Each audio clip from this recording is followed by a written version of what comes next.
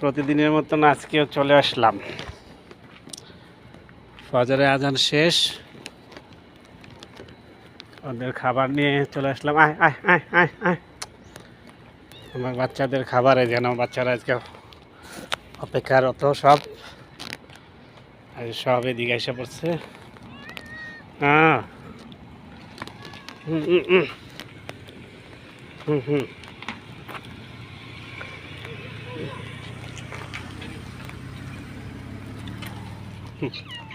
আসো আসো আসো আসো।